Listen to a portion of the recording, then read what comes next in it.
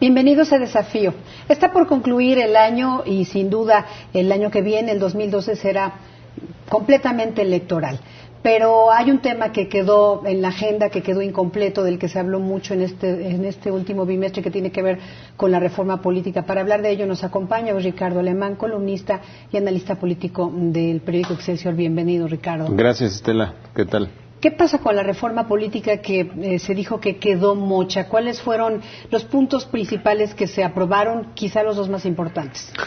Mira, originalmente se diseña como una reforma que pretendía regresarle a los ciudadanos buena parte de sus derechos fundamentales.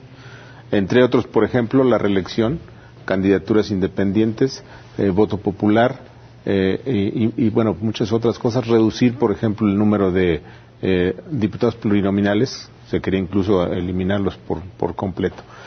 Era una iniciativa que intentaba eso, regresarle a los ciudadanos buena parte de estas libertades que la partidocracia mexicana nos ha arrebatado poco a poco.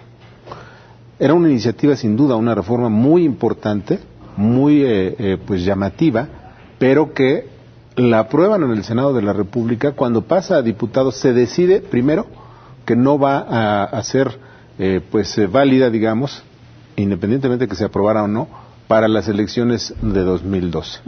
Luego empiezan los diputados la rebatinga normal, empiezan a mutilarla.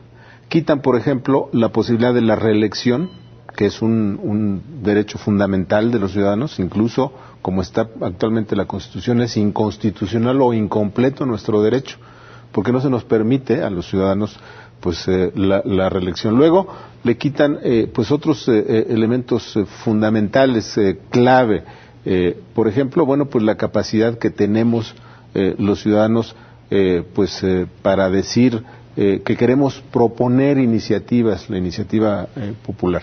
Al final de cuentas se reduce a pequeñas porciones de poder que benefician básicamente a los políticos, y queda, como se dijo, mocha. ¿Cómo entender que, por ejemplo, esta iniciativa que surge en el Senado y que es impulsada básicamente por el senador Manlio Fabio Beltrones del PRI, es frenada en la Cámara de Diputados por la fracción del PRI? Y ¿qué otras fracciones son fundamentales y por qué dijeron que no a esta reforma como se planteó en el Senado? Sí, es muy importante la pregunta, porque en el Senado de la República se maneja el control del Senado. Cada partido tiene su representación, y un grupo de cada partido tiene el control del Senado.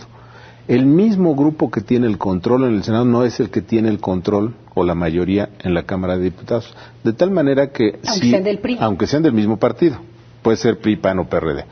De hecho, la iniciativa ciudadana, por ejemplo, que es una demanda histórica que han planteado la izquierda y la derecha, y que el PRI había aceptado, al final de cuentas, en los últimos días de la reforma se echó abajo por un berrinche precisamente de la oposición, del PAN y del PRD, contra lo que los senadores habían planteado. Es decir, si los senadores aprueban una cosa, el grupo que tiene el control en el Senado, de los tres principales partidos, aprueban una cosa, no necesariamente tiene que ser aprobada en los diputados, porque los diputados el control lo tiene otro grupo del mismo partido. Ya. Ahora bien, viene 2012, no hay la menor posibilidad de una reforma. Habrá que esperar otros casi 6 años, 3 años. ¿Cuál es el futuro de una reforma política? Mira, el futuro va a depender del resultado de la elección de 2012.